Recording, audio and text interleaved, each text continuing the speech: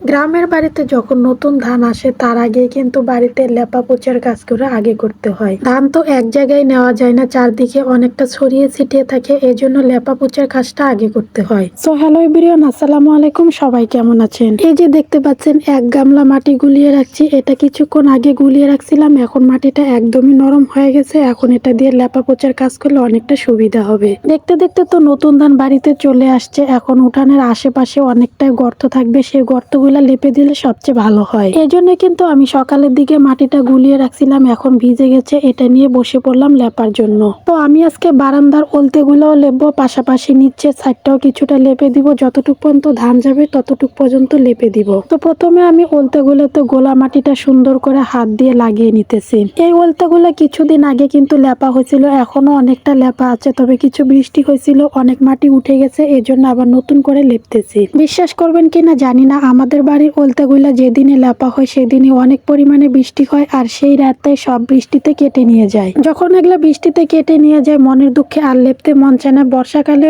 এরকম হয়ে যায়, আবার শীতকালে লেপা পোচার কাজ করলেও বৃষ্টিতে ধুয়ে নিয়ে যায়। এখন যদি বৃষ্টি আসে কোনো কিছুই করার নাই, দেখা যাচ্ছে তো আজকে রোদ আছে, তবে আমার কাছে মনে হয় যে বৃষ্টি আসবে না, তবুও লেপতেছি, যেহেতু ধানগুলা বাড়ি খেতে চলে আসতেছে, এখন লেপতেই হবে। একটা ধানের আটি বাড়ি দিলা চারপাশে ধান ছড়িয়ে ছিটিয়ে যাবে, আর ওই যে ওলতার পাশে তো টিনের চালের পানি পরে অনেকটা গর্ত হয়ে যায়, ওই গর্তের ভিতরে ধান ঢুকে যাবে, তখন উঠাইতে অনেক কষ্ট হবে। সেই জন্যই কিন্তু ওলতেগুলো লেপে দেওয়া হচ্ছে, সাথে নিচটাও কিছুটা করে লেপে দেওয়া হচ্ছে, যতটুকু পর্যন্ত গর্ত আসছে। আর যখন ধানগুলো ছিটিয়ে যাবে এখন ঝাড়ু দিয়ে নিতে সুবিধা হবে। ধান আসার আগে কিন্তু গ্রামের প্রত্যেকে এভাবে ওলতার পাশটা লেপে দেয়, নিচটাও করে লেপে দেয়। অনেকে আছে উঠানটাও লেপে দেয়, যেহেতু আমাদের উঠানটা একটু বড়, তো লেপতে অনেক কষ্ট হবে, তো উঠানের পুরাটা লেপা লাগবে না। তো আমার ওলতাতে মাটি লাগানো শেষ হয়ে গেছে, এখন ছোট্ট পাতলা একটা জালি নিলাম, যতটুকু লাগবে হাতের সাইজে ওই অনুযায়ী একটা জালি নিলাম, আর জালিটা ভিজায় এভাবে হাত দিয়ে মুছে দিতেছি। মুছে দেওয়ার পরে দেখেন তো জায়গাটা কত সুন্দর দেখা যাচ্ছে, তবে এখন একটু ভেজা ভেজা আছে, কিছুক্ষণ পর এটা শুকিয়ে যাবে।